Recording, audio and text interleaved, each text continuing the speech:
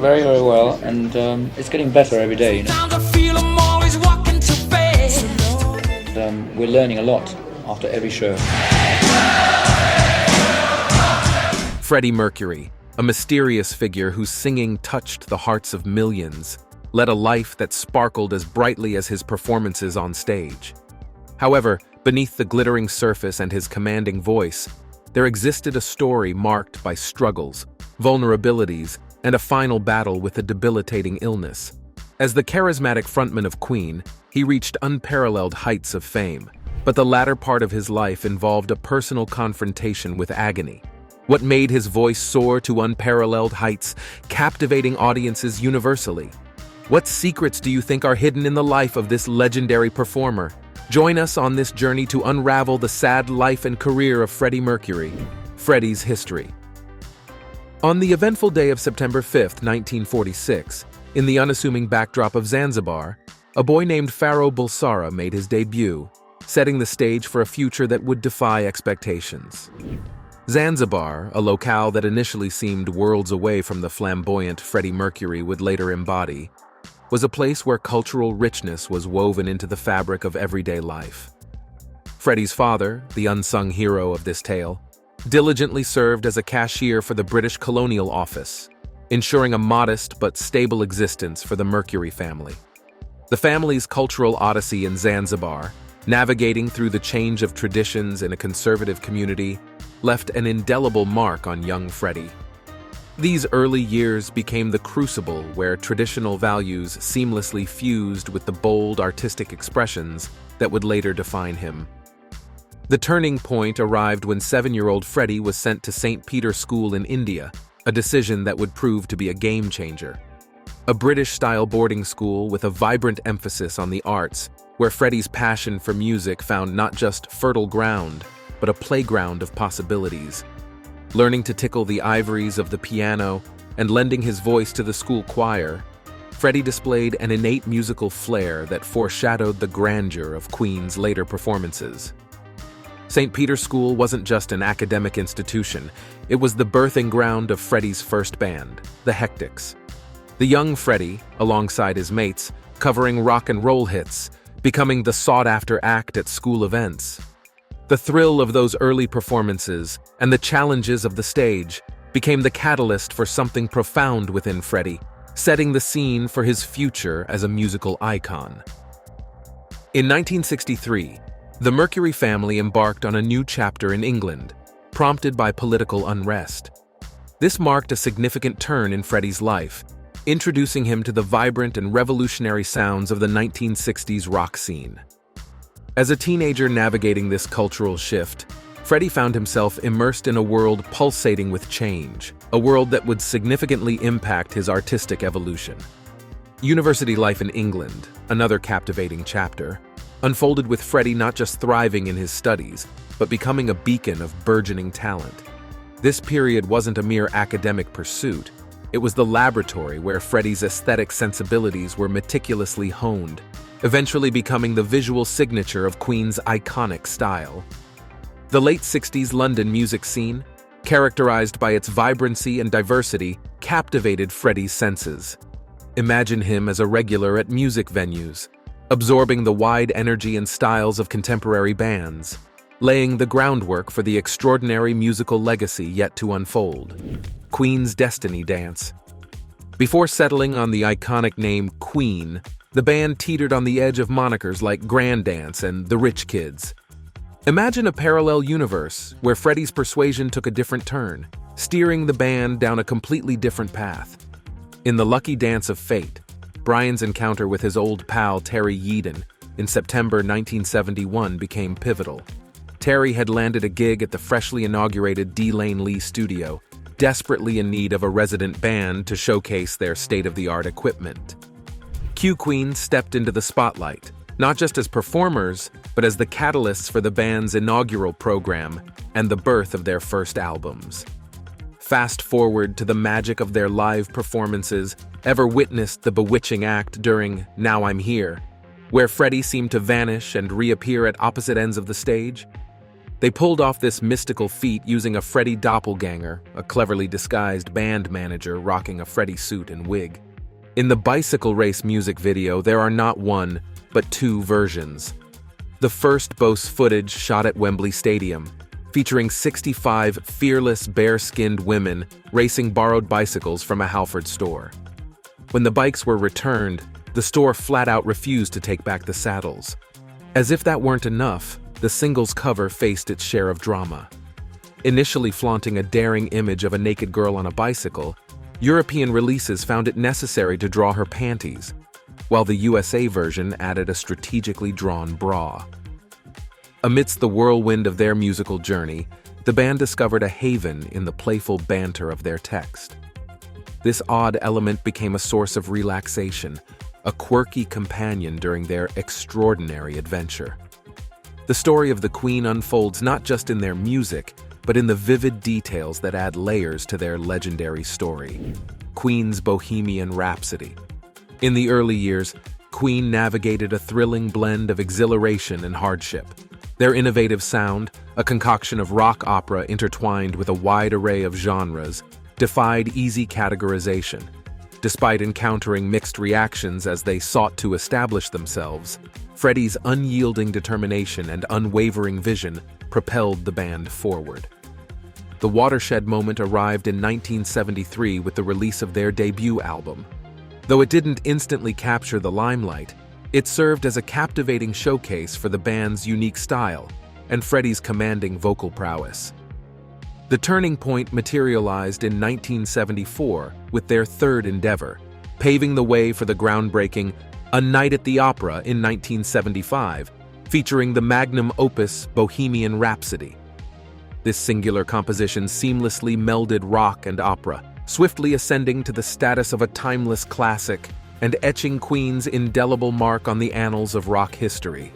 Transitioning from the mid-1970s to the early 1990s, Queen, led by Freddie Mercury, embarked on a metamorphic journey, evolving both sonically and visually. Their trajectory wasn't merely a climb to stardom, but a vibrant canvas showcasing Mercury's artistic evolution, marked by versatility and an audacious spirit that pushed artistic boundaries to new frontiers. In their formative years, Queen fearlessly amalgamated hard rock, progressive rock, and a touch of heavy metal, evident in albums like Queen and Queen II. However, it was the release of Sheer Heart Attack in 1974 and the iconic A Night at the Opera in 1975 that witnessed the band defying conventional music genres with a bold and unapologetic fervor. Bohemian Rhapsody, the pièce de résistance from the latter album, became the anthem of defiance, an audacious 6-minute symphony marrying hard rock and opera, shattering conventional norms and swiftly ascending to become one of the band's most cherished masterpieces in the pantheon of rock history. Freddie's multifaceted role as the lead vocalist transcended mere performance. It brought an unparalleled intensity and range to the music. His evolving songwriting, increasingly daring and diverse, drew inspiration from an expansive palette of influences. Tracks like Somebody to Love and Crazy Little Thing Called Love showcased his musical versatility, incorporating elements of gospel and rockabilly styles, respectively. Beyond their musical odyssey, Queen and Freddie embarked on visually adventurous escapades. Their live performances transformed into theatrical spectacles, with Freddie's flamboyant costumes and magnetic stage presence becoming iconic symbols of their identity. These weren't mere concerts. They were immersive experiences that left audiences spellbound, creating an indelible mark on the collective memory of music enthusiasts worldwide. Harmony and turbulence. The dazzling decades of the 1970s and 1980s where Queen's meteoric rise unfolded like a captivating narrative. The era witnessed the birth of timeless hits such as Somebody to Love, We Will Rock You, and another one, Bites the Dust, each contributing to the band's indelible mark on the rock pantheon. Yet, Queen's true magic came alive on stage, turning venues like the Hammersmith Odeon into wide arenas where the enigmatic Freddie Mercury, with his larger-than-life stage presence, led the charge amid the intoxicating haze of success and global adulation. As Queen's musical journey unfolded, it resembled a roller coaster ride of epic proportions. With each album, the band not only defied musical norms, but also transcended genres. The pulsating energy of tracks like Radio Gaga and the liberating anthem I Want to Break Free, a proof of Queen's musical versatility and their acute awareness of the cultural pulse of the time. In a bold move, the 1980s saw Queen dive headfirst into the disco scene with Another One Bites the Dust. This infectious track not only dominated the charts, but became a symbol of an era characterized by its unique rhythm and flair. However, behind the scenes of this meteoric rise, personal challenges loomed large, particularly for Freddie Mercury. The very qualities that made him an icon, his flamboyance, vivacity, and steadfast refusal to conform, were the same elements that exposed the depths of his vulnerabilities. During the glamour of chart-topping success, Freddie grappled with profound questions about his sexuality, a topic still shrouded in taboo during that era. His personal life, laid bare for the voracious tabloid speculation, showcased a deep and evolving connection with Mary Austin, described as his common-law wife. Their relationship, though transitioning from romantic to platonic, remained an anchor in Freddie's tumultuous life. Yet, as the pages of time turned, Freddie's relationships with men, notably Jim Hutton, took center stage. In a world hesitant to openly embrace homosexuality, Freddie faced an internal battle of self-acceptance, torn between the expectations of a public hungry for spectacle and his authentic truth. The story of Queen's rise goes beyond a mere musical saga. It is a narrative woven with threads of resilience, complexity, and the indomitable spirit of a legendary frontman. Freddie Mercury was not just a rock icon, but a multifaceted human navigating the intricate hanging of fame, love, and self-discovery in the ever-evolving landscape of the 70s and 80s, harmony behind spotlight. In the realm of relationships, fame's unyielding gaze extended beyond the surface, casting a shadow on the once unapologetic and carefree Freddie. As the intoxicating allure of stardom took hold, Freddie found himself yearning for moments of genuine peace and an escape from the relentless media scrutiny. Despite his inherent extroversion, the weight of fame compelled him to retreat from the public eye, seeking solace in the sanctuary of his music. Freddie's introspective journey manifested in songs that went beyond mere entertainment. They became anthems carrying the weight of his emotions, fears, and aspirations. Tracks like Who Wants to Live Forever and These Are the Days of Our Lives offered a musical odyssey into the depths of his introspection, touching on themes of mortality and intense personal reflection. While Queen's public image projected unity and collaboration, the backstage narrative revealed a dynamic of tensions and creative differences. Heated discussions and disputes emerged, prompting Freddie's solo expedition into the realms of Mr. Bad Guy, a musical proof of his exploration of identity beyond the confines of Queen. Yet, despite the discord, the band consistently found their way back to one another, bound by a shared passion for music and a resilient connection forged in the dazzling world of rock and roll. Navigating the volatile landscape where relationships often burned brightly and faded swiftly, Freddie Mercury's profound connections with a select few illuminated his quest for genuine intimacy and understanding. In this intricate web of relationships, two figures stood out prominently: Mary Austin and Jim Hutton. Freddie and Mary's love story, born in the early 1970s, was marked by an instantaneous connection, youthful passion, and shared dreams. Though their romantic chapter was brief, their bond transformed into an unbreakable friendship that endured until Freddie's final days. Mary, dubbed by Freddie as his common-law wife, played a pivotal role in his life. Even after their romantic ties diminished and Freddie's relationships with men took the forefront, Mary remained a cornerstone, an unwavering confidant and anchor in the tumultuous sea of fame. In many ways, she became his muse, inspiring timeless melodies such as Love of My Life, which eternally encapsulated the depth of his feelings and the enduring resonance of their bond for generations to come. The eccentric rhythms. Freddie Mercury, the enigmatic frontman of Queen, was widely acknowledged as the most unconventional member of the band. Despite this reputation, it was the drummer, Roger Taylor, who garnered attention for his alleged eccentricities. Rumors circulated that Taylor once engaged in a rather frightening activity, boiling a human skull in the dorm. However, the integrity of this interesting story remains uncertain, adding an air of mystery to the band's history.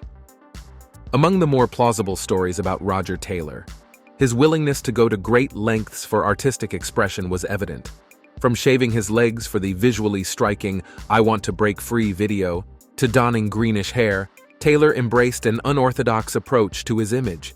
One peculiar incident involved him hiding in the closet until Freddie Mercury agreed to include the song "I'm in Love with My Car" in the single Bohemian Rhapsody.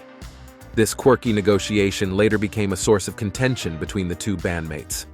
The conflict between Freddie and Roger took an unexpected turn, delving into the intricate world of musician royalties. Roger's composition, although released as the B-side of the immensely popular Bohemian Rhapsody single, received royalties based on the rules of the time, 50-50. This meant that Taylor earned a significant portion of royalties for the collaborative work, despite the varying success of the two songs.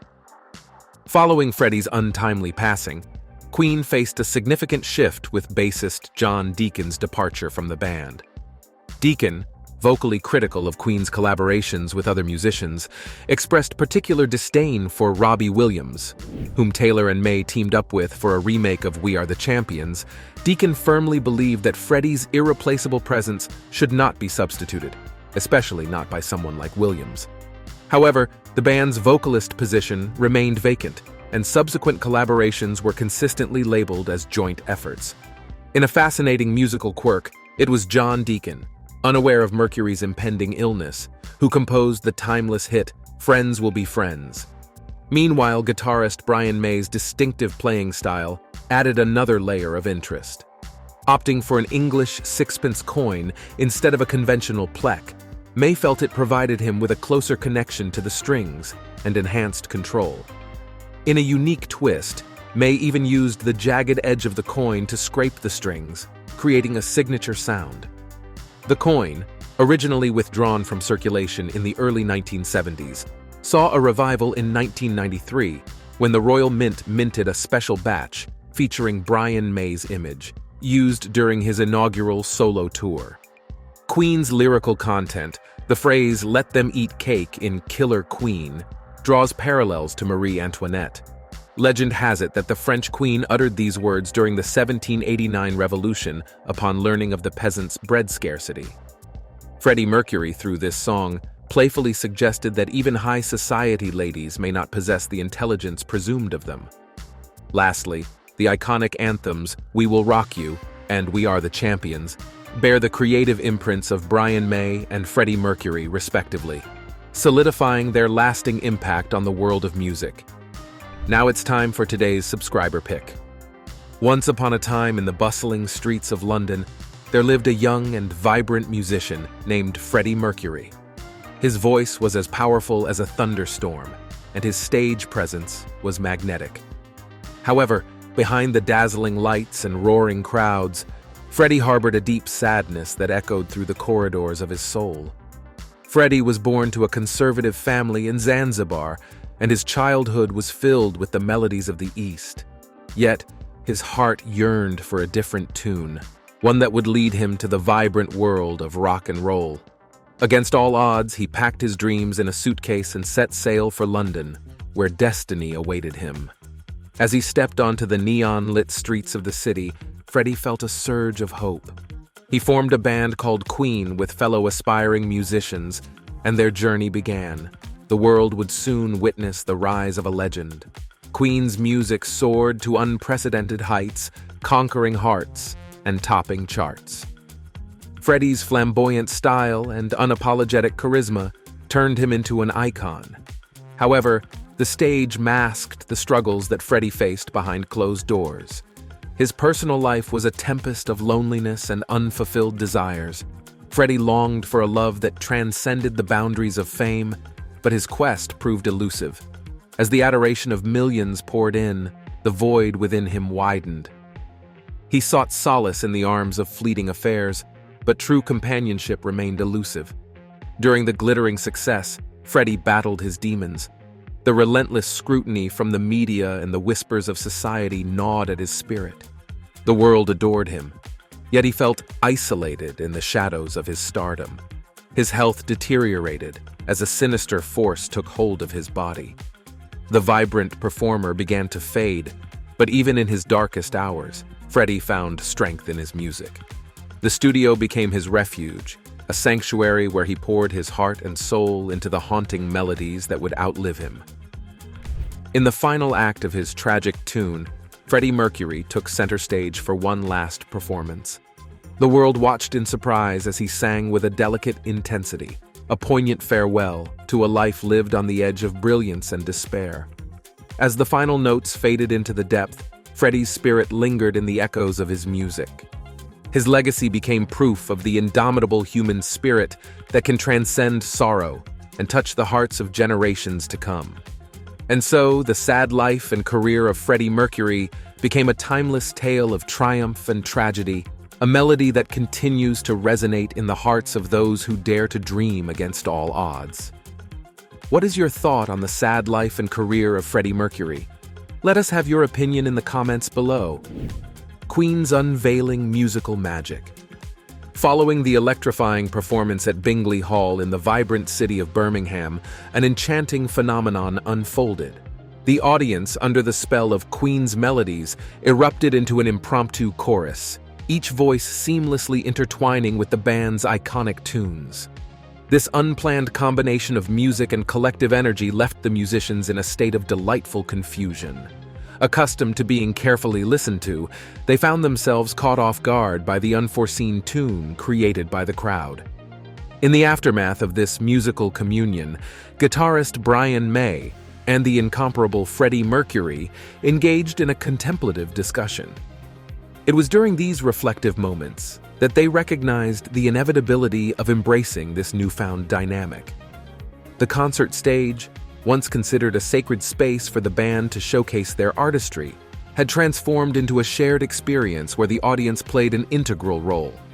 It was a revelation that inspired Mercury to craft the triumphant anthem, "We Are the Champions," a proof of the harmonious bond between performers and their audience. As the first rays of morning illuminated Brian May's creative musings, he grappled with how to actively involve the audience in the live experience. Imagining the crowd stomping, clapping, and singing in unity, he conceived the iconic anthem, "We Will Rock You." In a stroke of brilliance, May selected an abandoned, acoustically rich church in North London for recording. The reverberating space, coupled with the resonant sounds of old boards beneath their feet, created a unique sonic hanging. However, May yearned for more than a simulated crowd effect. Traditional reverb techniques fell short of capturing the raw energy of a live audience. Undeterred, he crafted a novel solution, overlaying a time-shifted copy of the original sound in stereo panorama. This ingenious technique preserved the clarity of each element while delivering the illusion of a vast, cheering crowd. Transitioning from the technical intricacies to the artistic realm, Queen's live performances of "We Are the Champions" showcased Freddie Mercury's vocal virtuosity. In a captivating twist, during these performances, Mercury often delegated the most challenging segments to Roger Taylor, whose high-pitched, squeaky voice added a distinctive flavor. Scientists, fascinated by Mercury's vocal prowess, dissected archival recordings and captured the inner workings of his throat on high-speed cameras. Their findings revealed Mercury's ability to produce special subharmonics, manipulating his vocal cords and vestibular folds to achieve a unique distortion, a technique reminiscent of overloaded audio equipment. Strikingly, this vocal distortion bore parallels with the traditional singing styles of Mongolian folk singers. Adding another layer to the intricate change of Mercury's voice, researchers uncovered his exceptionally high vibrato rate, surpassing the usual 6 Hz range found in most singers. The ethereal quality of Mercury's vocals, enriched by these nuances, further elevated Queen's musical legacy. In essence, Queen's journey, from an unplanned audience sing-along to the creation of anthems like "We Are the Champions" and "We Will Rock You," epitomized not only their musical genius, but also the symbiotic relationship between science, artistry, and the collective spirit of a live audience. Behind the curtain. In 1990, a pivotal moment when the world witnessed a more subdued side of Freddie Mercury at the Brit Awards, a frail-looking Freddie standing alongside his bandmates, receiving the award for outstanding contribution to British music. Despite his silence, there was an undeniable depth to the moment that spoke volumes. Surrounded by applause and accolades, what lingered in the minds of many was Freddie's smile.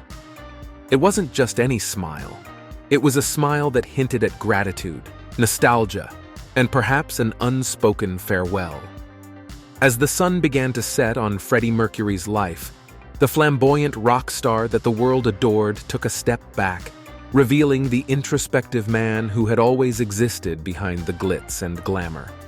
This chapter of Freddie's life wasn't marked by grand public gestures, but rather by personal reflections and private moments. It was a time of preparation for the inevitable. Despite being a larger-than-life figure, Freddie was deeply private, especially about his struggles and intimate feelings. This duality was evident in his letters and communications during his final years. Written words became a conduit for expressing love, gratitude, and sometimes regrets. Freddie opened up to close friends and confidants, offering insights into his emotional landscape. One noteworthy aspect was his increased communication with Mary Austin, his former girlfriend and lifelong friend.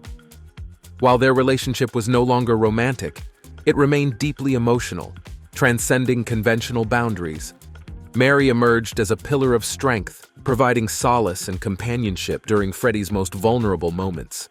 It wasn't just through letters that Freddie expressed himself. There were verbal exchanges recounted by friends. These conversations painted a poignant picture of a man coming to terms with the transient nature of life. Conversations with band members, especially Brian May and Roger Taylor, oscillated between reminiscing about the golden days of Queen and reflections on life, death, and legacy. Freddie Mercury, the iconic rock star, was not just about the stage. He was a complex individual navigating the profound intricacies of his humanity, the unseen struggle. In the shadows of Freddie Mercury's public persona, a hidden battle unfolded during the latter part of his life, concealed from the prying eyes of the world. This intimate struggle revolved around AIDS, a mysterious and heavily stigmatized disease of the 1980s. Within this chapter of his life, Freddie exemplified remarkable courage, upheld his dignity, and fiercely guarded his privacy. The diagnosis of AIDS in the late 1980s thrust Freddie into a daunting challenge, grappling with a disease that, at the time, carried a grim prediction. The global epidemic cast a chilling haze of fear and misunderstanding, subjecting those diagnosed to social exile. For Freddie, a luminary adored by millions, the diagnosis meant not only confronting a life-threatening illness, but also enduring the relentless scrutiny of both media and fans. Despite his deteriorating health, Freddie remained an artistic force, channeling his energy into the creation of his final album with the band, Innuendo, released in 1991. As his health declined, the media frenzy surrounding Freddie's appearance intensified. Tabloids were awash with speculations about his well-being, featuring frequent photographs capturing his increasingly frail frame. This fueled widespread conjecture about AIDS, although neither Freddie nor his inner circle confirmed this doubt. This trying period wasn't merely a personal struggle for Freddie, but also posed challenges for his bandmates, friends, and family. They respected his desire for privacy while grappling with the public's urgent thirst for answers. The speculation about Freddie's health became a thread in a larger narrative steeped in fear and misunderstanding about AIDS, often intertwined with moral judgments and prejudices, especially against the LGBTQ+ community. Freddie, the cherished public figure, found himself thrust into the center of this narrative, his illness becoming a focal point for public discussion and speculation. Yet, his response to this ordeal was characterized by an extraordinary level of discretion and dignity. He opted to keep his diagnosis private until the very end, focusing on his music and the people he held dear. This decision wasn't just a matter of personal preference, It stood as a powerful statement in an era marked by rampant stigmatization of AIDS and the LGBTQ+ community. In his final days, Freddie made a poignant decision to disclose his diagnosis publicly on November 23, 1991, just one day before his passing. This revelation marked a profound moment, thrusting the harsh reality of the disease into public consciousness and challenging preconceived ideas that it only affected certain demographics. Freddie's passing on November 24, 1991, at the age of 45, resounds as a momentous loss in the music world and among his dedicated fan base. Beyond the grief, it catalyzed a transformative shift in public perception toward AIDS. His death became a turning point, humanizing the disease, shattering some of the prevailing stigma, and sparking a more empathetic and informed discourse. Freddie Mercury's celestial legacy. In the aftermath of the iconic Freddie Mercury's passing, the world grappled not only with grief but with the seismic shift caused by the void left behind. A void that seemed insurmountable after losing a talent that came once in a generation. Although the man himself had departed, his legacy, similar to a phoenix rising, began to weave a change of influence both in the realm of music and in the intangible realm of spirit. It was as if Freddie's essence had taken on a life force of its own. This cosmic impact manifested most vividly at the Freddie Mercury tribute concert for AIDS awareness on April 20, 1992, held at the legendary Wembley Stadium. This was no mere concert. It metamorphosed into a grand and heartfelt homage, a celestial symphony dedicated to the man who had not just created music, but had sculpted the very soul of an era. Over 72,000 attendees, like pilgrims converging on a sacred site, filled the stadium to bear witness to electrifying performances from an ensemble of music titans. The stage, graced by the likes of David Bowie, Elton John, Annie Lennox, and George Michael, became a cosmic convergence of musical constellations, united in their admiration for Freddie's artistry and the humanitarian cause he championed in his final days. The resonance of Freddie's influence, however, didn't merely echo in grand stadiums. Statues, rising like monuments of reverence, were erected in his honor, with Montreux, Switzerland, immortalizing him in a prime moment, majestic, dynamic, and larger than life. These statues became not just static representations, but statues radiating the undying spirit of a musical maestro. Annual gatherings, especially during Freddie's birthday celebrations, transformed into global phenomena, a magnetic pull for fans from every corner of the world. These gatherings weren't merely celebrations. They evolved into shared pilgrimages, where individuals sought not just to commemorate, but to find a connection and solace in the shared memories of a man who had touched their lives in profound ways. Beyond the music, Freddie's voice continued to reverberate through time. Queen's timeless classics like Bohemian Rhapsody, We Are the Champions, and Somebody to Love found a new audience, ensuring that the magic of Freddie's artistry captivated hearts across generations. Collaborations with the remaining members of Queen and Adam Lambert breathed new life into his songs, presenting them in innovative ways that resonated with both seasoned fans and a fresh, eager audience. Yet Freddie's influence transcended even the auditory realm. His life story became a beacon of inspiration, marked by challenges, triumphs, identity struggles, and the ultimate triumph of self-acceptance. The biographical film Bohemian Rhapsody, released in 2018, wasn't just a cinematic retelling. It was a journey into the complexities and brilliance of a man whose impact went far beyond the stage. The film not only won accolades, but served as an introduction to Freddie's extraordinary story for those who might have been previously unfamiliar with the enigmatic legend. Thanks for watching, and we'll see you in the next one.